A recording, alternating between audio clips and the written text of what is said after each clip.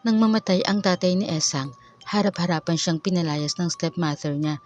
Ibinigay ang address ng mga kamag-anak ng tatay niya sa probinsya at sinabing doon siya nabibilang. Ang nanay kasi niya ay namatay sa panganganak sa kanya, kaya wala siyang naging kakampi sa kanyang paglaki. Sa loob ng 18 taon ay tiniis niya ang hindi makatarungang pagtrato sa kanya ng madrasta at mga anak nito sa unang asawa. Nakadagdag pa ang hindi makatarungan niyang muka sa mga panlalait sa kanya maging ng mga kapitbahay nila. Ang tatay naman niya ay sa trabaho umikot ang mundo at halos wala ring pakialam sa kanya hanggang sa maaksidente sa pinapasukang pabrika, nabagsakan ng mabigat na bagay doon na siya nitong ikinamatay. Bago sumakay ng bus patungong probinsya para hanapin ang mga kamag-anak ng tatay niya, ay dumaan muna siya sa Quiapo. Saglit na nanalangin ng paggabay sa kanya. Paglabas ng simbahan ay nakita niyang may mga taong nagpapahula sa matandang babae ron na nakapwesto sa isang sulok sa gilid ng simbahan. Naisipan niya magpahula rin. Tutal naman ay sobra pa sa pamasahe ang pera niya. Nang siya na ang huhulaan ay tinignan siya ng matandang babae sabay-sabing, "Next." Umalma siya, iginiit niya na magpapahula rin siya. Kumunot ang noo ng matandang manghula. Sigurado raw ba siya na gusto pa niyang malaman ang kapalaran niya? Naiinsutong sinabi ni Esang na kahit pangit siya ay may kapalaran din siya tulad ng iba. May guhit din ang mga palad niya at higit sa lahat ay meron din siyang pambayad. Napilitan ang manguhula na kuhanin ang palad niya nang marinig na may pambayad siya. Sinundan ang guhit ng palad niya.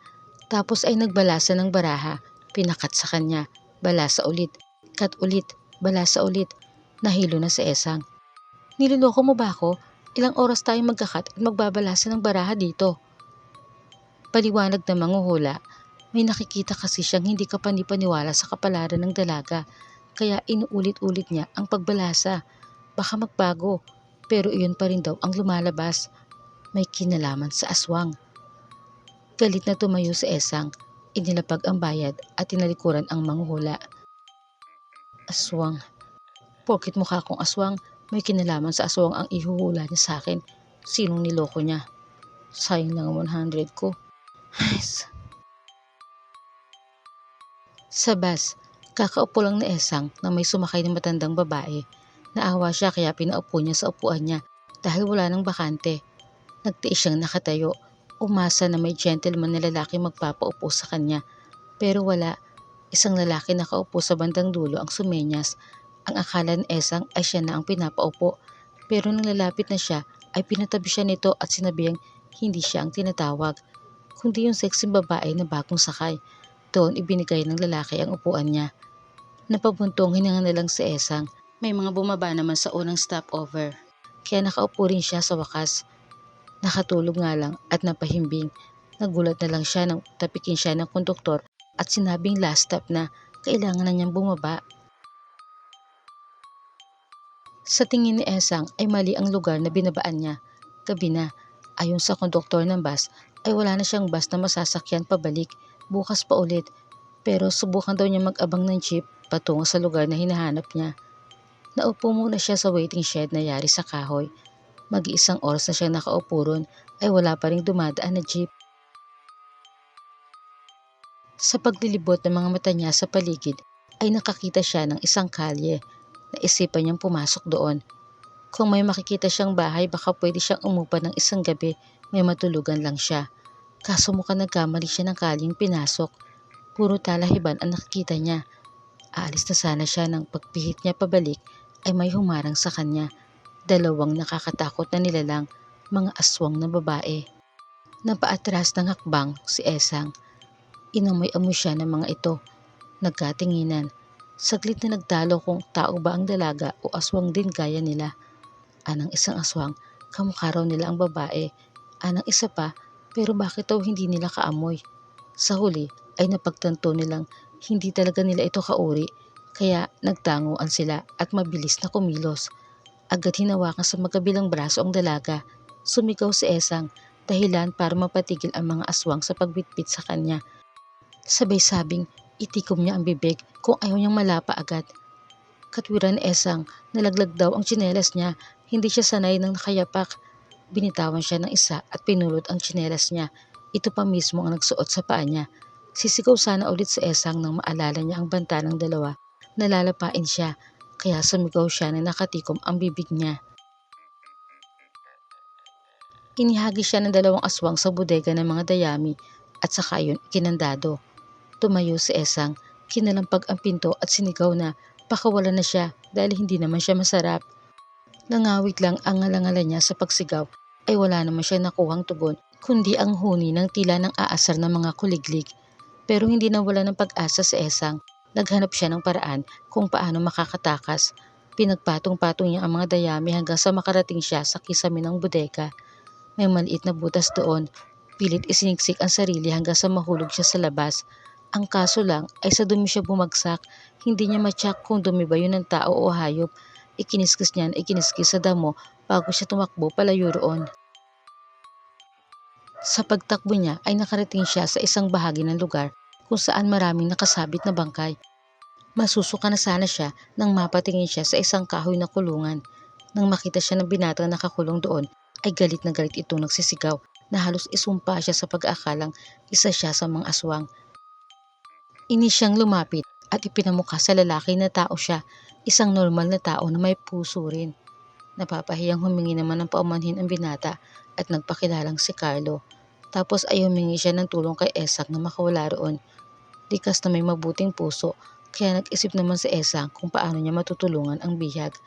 Isang aswang ang dumating at nakakita sa kanya. Sinigawan siya at tinanong kung ano pang ginagawa niya ron. Bumalik na raw sa pagpupulong. Mukhang napagkamalan din siyang aswang. Sinakyan na lang niya at sinabing susunod na siya. Pagkaalis ng aswang na lalaki ay luminga siya at nakakita ng palakol. Pinalakol niya ang kahoy na kulungan. Nangawit siya at nakalata. Bakit daw hindi ang binata ang magpalakol mula sa loob? Inihagis niya rito ang palakol at iyon nga ang ginawa ni Carlo hanggang sa mahulog na siya sa butas. Sabay silang tumakas, bitbit ni Carlo ang palakol. Hindi pa man sila nakakalayo ay isang aswang na naman ang humarang sa kanila. Naisip ni Esang na napapagkamali naman siya na aswang din dahil sa itsura niya kaya inangilan niya ang aswang ng gaya sa pag-angil nito. Dahil doon ay nakalampas sila.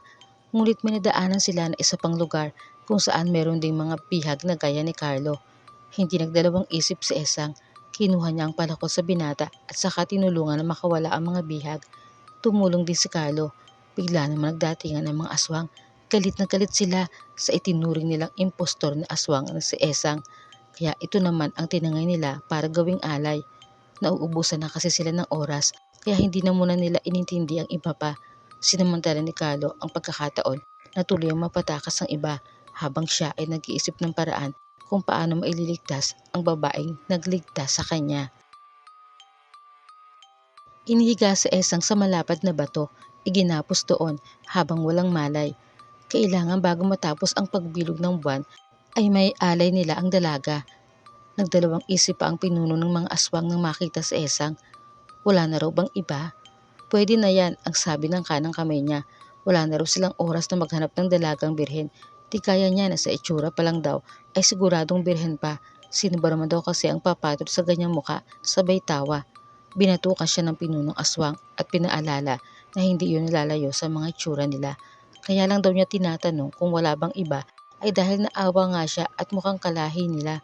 Napakamot na lang ng ulo ang kanang kamay na aswang.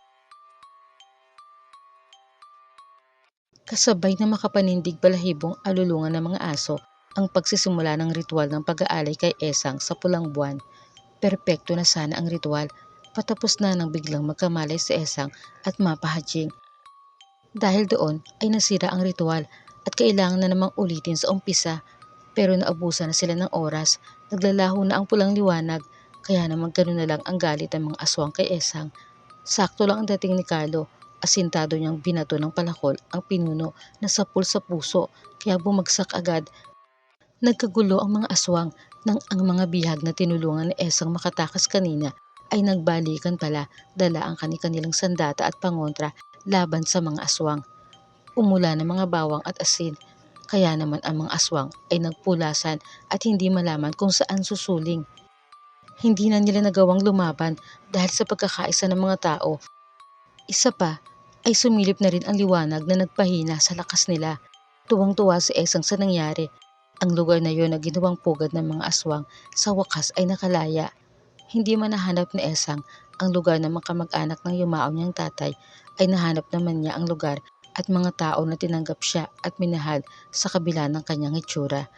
Ginawan siya ng bahay doon. Si Carlo ang nanguna, anang binata.